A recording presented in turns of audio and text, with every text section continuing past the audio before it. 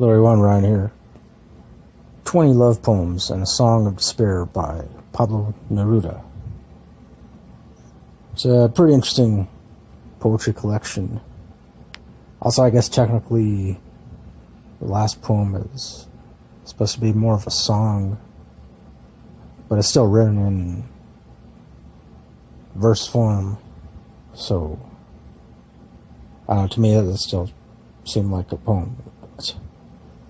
Of course, Pablo Neruda, he's definitely one of my favorite poets, though I will admit he wasn't always one of my favorite poets. I mean, I want to say sometime last year, maybe even like a couple years ago, was when I first even bothered to pick up any of his poetry collections.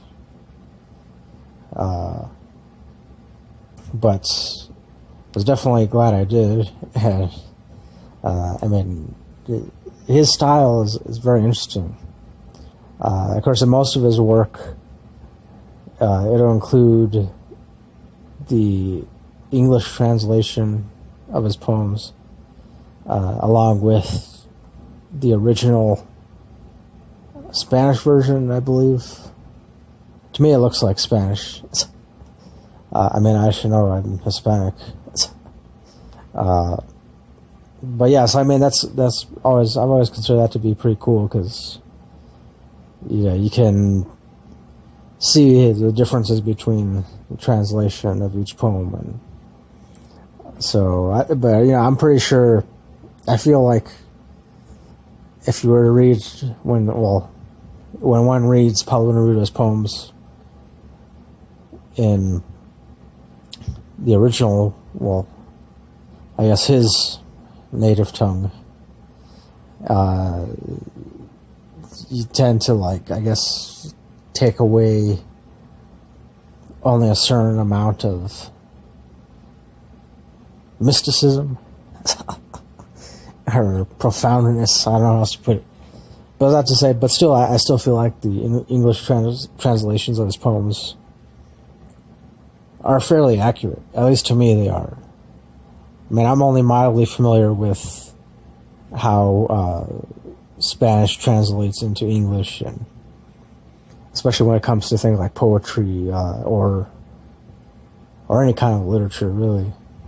So, yeah, I mean, overall, I would say, like, most of these poems, for me, I interpreted them as Pablo Neruda kind of trying to define how love can make someone feel in any particular moment. But not only that, but how love often can make people crazy. Yeah, I don't know how else to put it. That's what I got from pretty much every single one of these poems. There was maybe like one or two that I felt like weren't necessarily just about love. But other than that, they're all still just about love, the effects of love, the after effects of love, the aftermath of having been deeply in love with someone, or possibly even something, or some idea or concept, or that's how I interpreted these. Obviously, I know with poetry, usually poetry is always open to interpretation. So, but yeah, as far as the rating goes, I'm gonna give this collection at least 4.5 out of 5 stars. Yeah, 4.5 out of 5. So, yeah, I mean, I guess ultimately, like,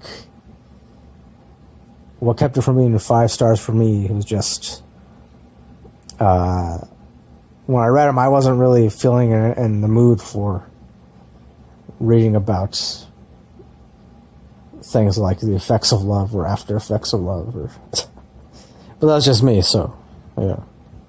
So yeah, that'll do it for my review of this. Thanks for watching. Thanks for listening. As always, next time, don't forget to keep it real, keep on rocking, and peace.